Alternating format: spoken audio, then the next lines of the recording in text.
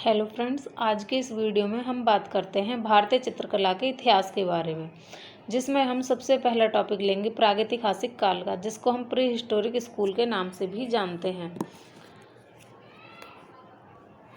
इसे 3 भागों में बांटा गया था। नंबर 1 पुरातन प्रस्तर युग, और नंबर 2 मध्य प्रस्तर युग, और नंबर 3 है हमारा नव प्रस्तर युग या उत्तर पाषाण काल।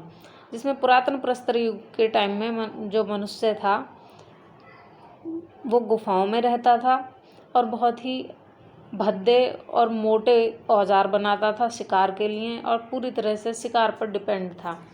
वो जंगली जानवरों का शिकार करके अपने भोजन की प्राप्ति करता था।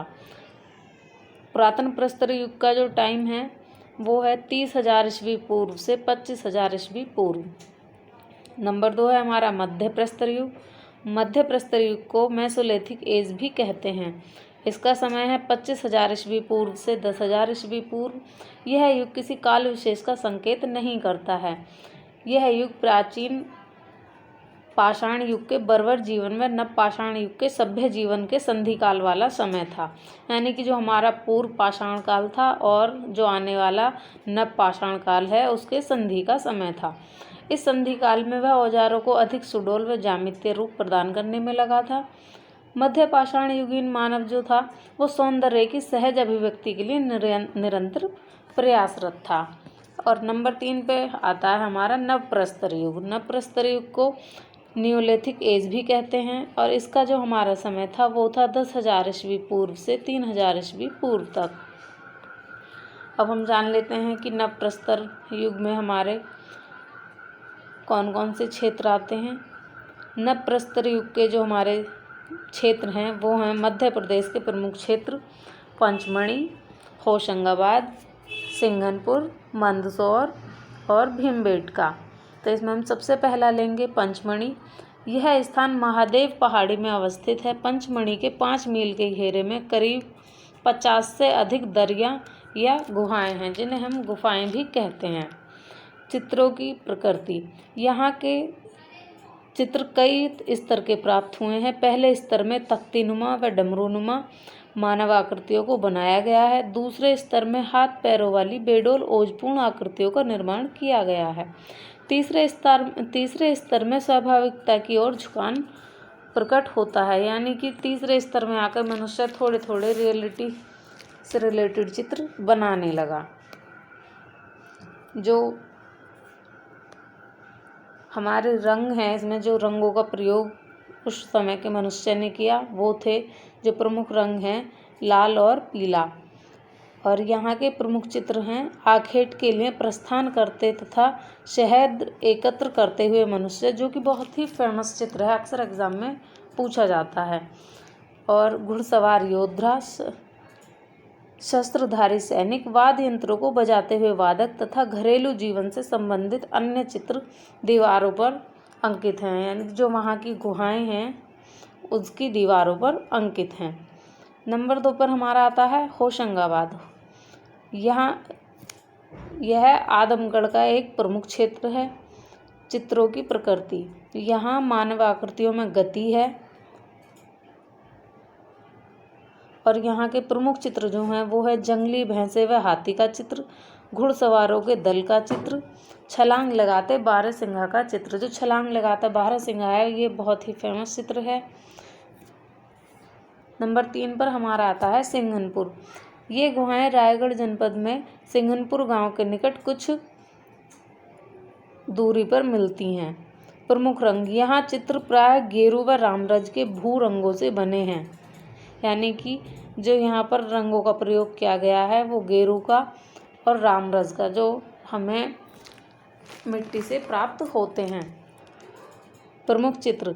यहाँ अधिकतर हरिण यानी कि हिरन, छिपकली व जंगली भैंसे का अंकन किया गया है।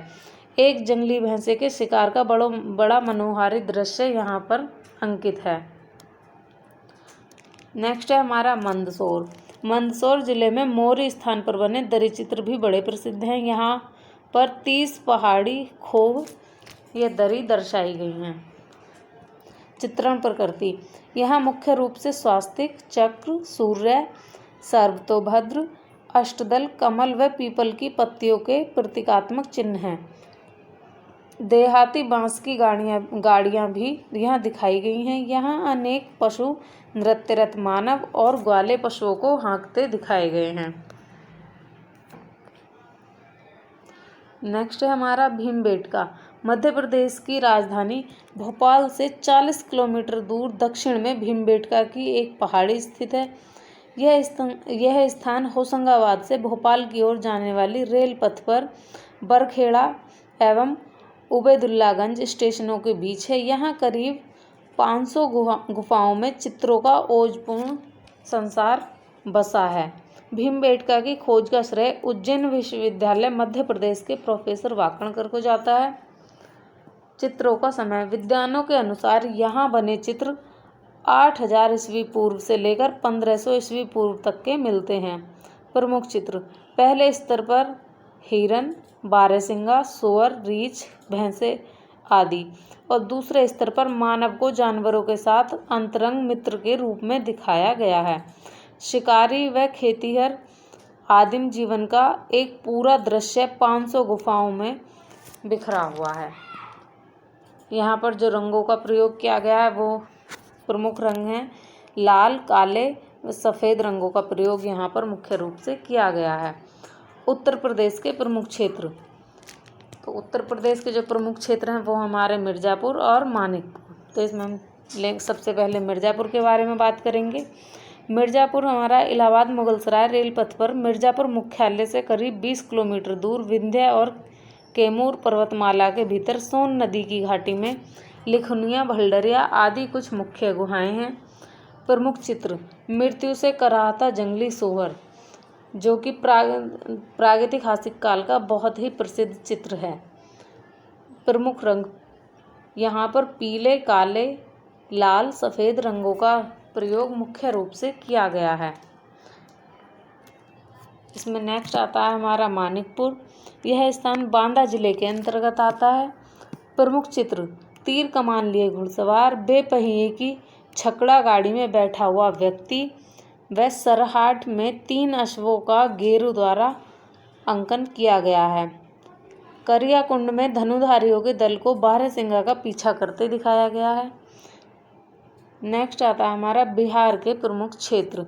इस प्रदेश में शाहाबाद व चक्रधरपुर ऐसे स्थान हैं जहाँ कुछ अच्छे चित्र मिलते हैं। नेक्स्ट है हमारा राजस्थान के प्रमुख क्षेत्र। राजस्थान केवल अपनी मूर्ति संपदा एवं मोहक चित्र शैली के लिए ही विशेष रूप से जाना जाता है। और अब हम बात करते हैं अल्निया के शैल चित्रों के बारे में। हाल ही में कोटा नगर से 22 किलोमीटर दूर दिल्ली बम्बई रेल मार्ग पर स्थित अल्निया नदी की घाटी में शैलाश्रयों में चित्र प्राप्त हुए हैं। शैलाश्रय यानी कि गुफाएं। ये चित्र ईसा से प्राय 5000 ईस्वी पूर्व के हैं। प्रमुख रंग। तो यहाँ पर मुख्य रूप से गेरू का प्रयोग रंग के रूप में किया गया है। और चित्रण प्रकृति। यहाँ हिरन, शेर, भालू, गाय, बकरी, जंगली सांड यानी कि वृषभ, शिकार दृश्य, मानवाकृतियों व शिकार चित्रों की भरमार है। नेक्स्ट है हमारा दक्षिण भारत के प्रमुख क्षेत्र।